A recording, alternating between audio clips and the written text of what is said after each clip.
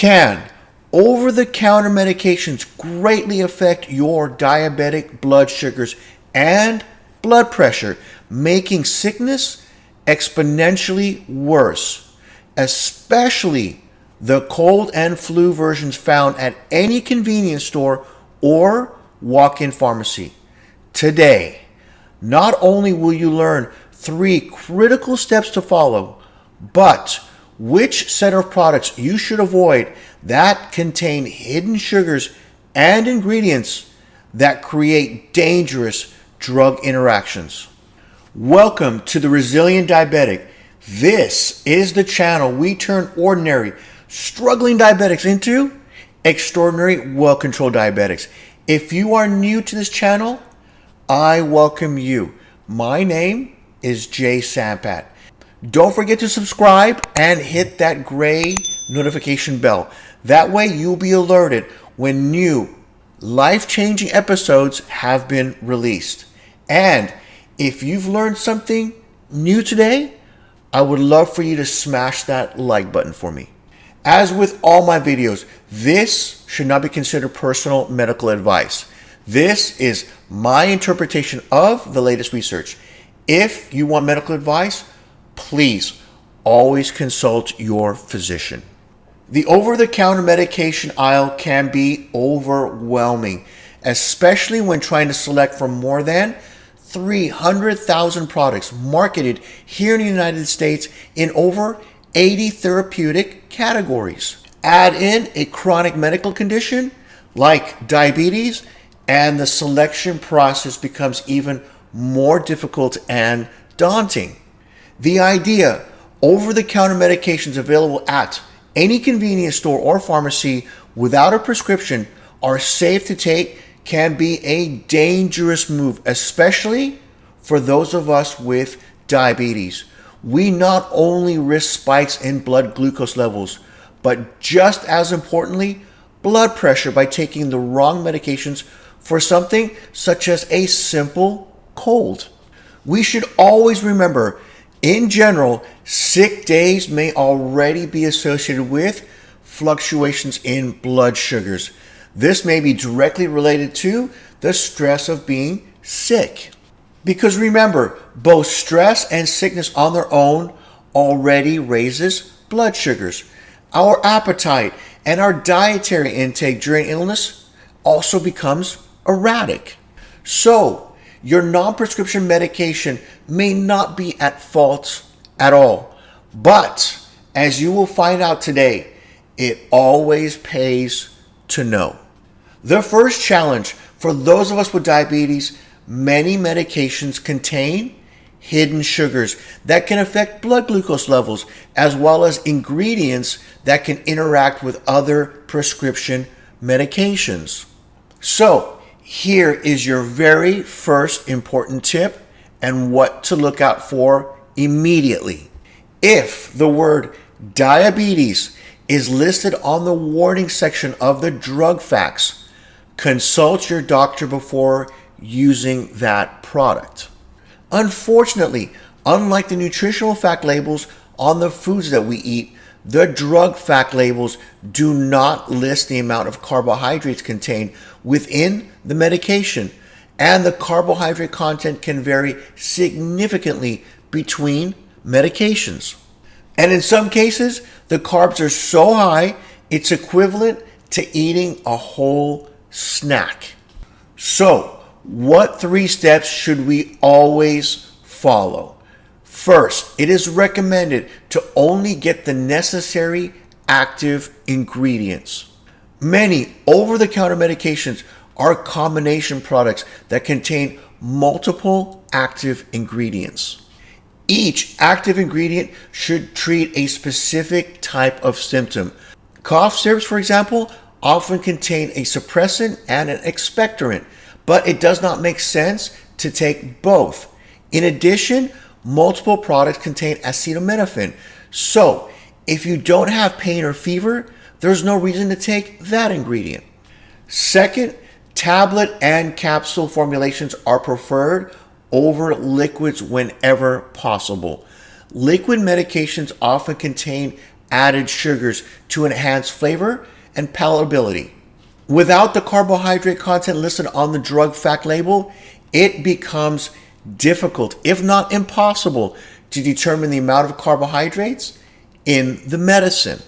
Third, always ask the pharmacist. Pharmacists are over-the-counter medication experts and can help you select the appropriate medication to treat that specific symptom that you may have. Additionally, the pharmacist can check for the drug interactions between the prescription drugs you have and the possible over-the-counter medication you may need. So now begs the question, when you do get that tickle in the throat or that feeling of that impending cold, what, if any, products should you avoid? First on our list is pseudoephedrine, which is used as a decongestant and found in some cold and flu medications. Not only can it raise blood glucose levels, but blood pressure and significantly. Second are the main category of products that actually contain additional sugars. Most often, these would include cough syrups, cough drops, and lozenges. The effect on blood sugars are related to the amounts taken per dose and the number of doses taken daily. As an example, cough drops may contain between 2 to 4 grams of sugar, and a typical cough syrup may contain between 3 to 5 grams of sugar per 2 teaspoons. But there is some good news. Sugar-free versions, if you didn't know, are available. They may be more expensive and taste slightly different than those that actually do contain sugar. The big question is, should you use the regular or the sugar-free? Most diabetic doctors suggest always using the sugar-free variety if conveniently found. But for some, it may not make a big difference unless your numbers are already high. If your illness has already caused your blood sugars to rise, treating it with a sugary syrup will only make matters worse. One very popular common cold drug we need to discuss is NyQuil, which, if you are not aware, can pose even a bigger risk for us diabetics. The active ingredients include the pain reliever acetaminophen, a cough suppressant, and a first-generation antihistamine, which provides the drug's sedative effect.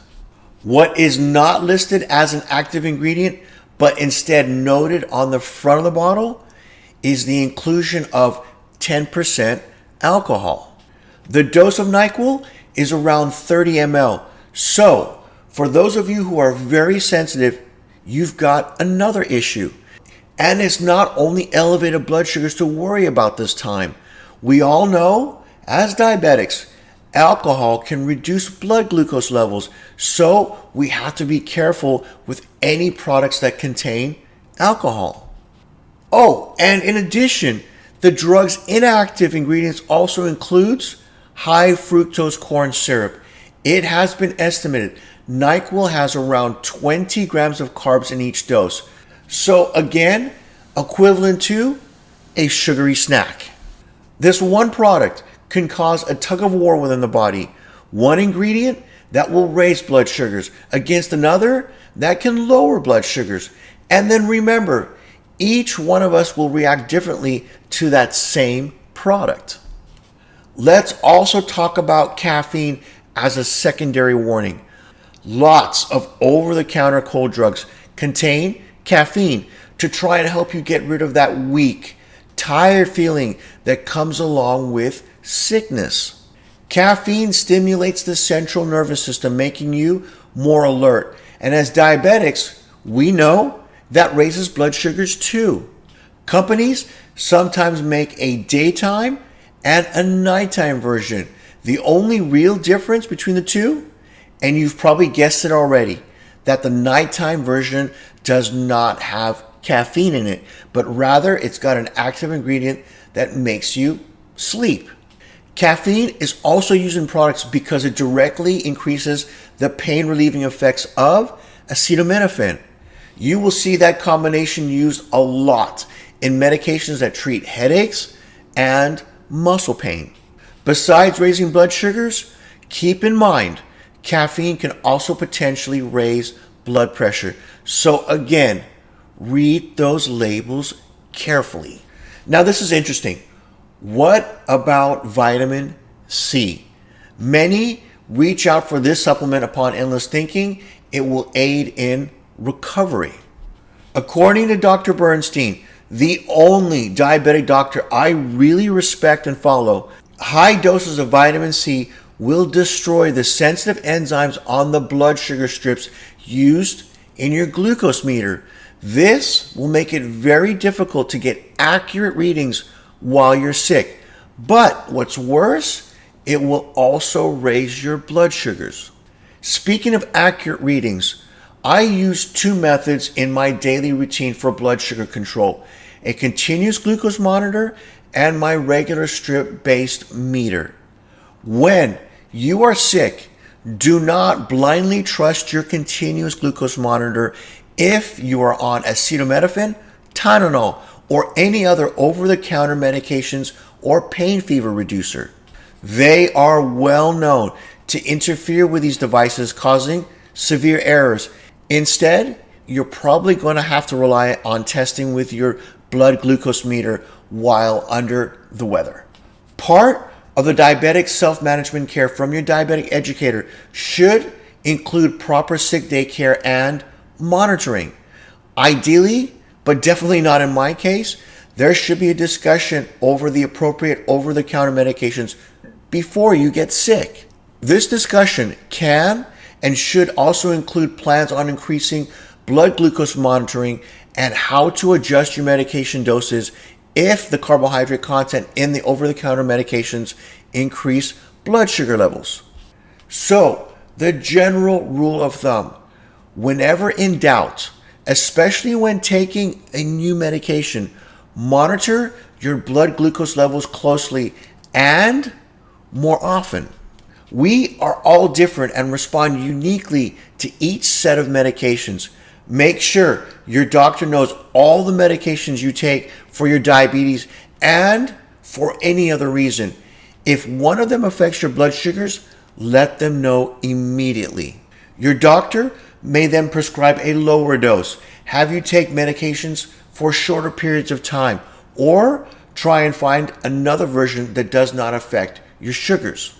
Do you know which commonly used non-diabetic prescription medications raises blood sugars too?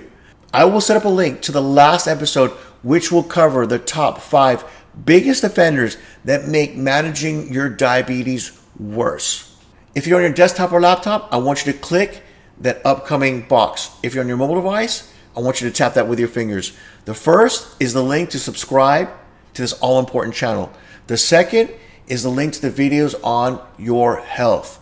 So, have a great and productive day, and we will see you soon with another new episode, which are generally released weekly. Bye for now.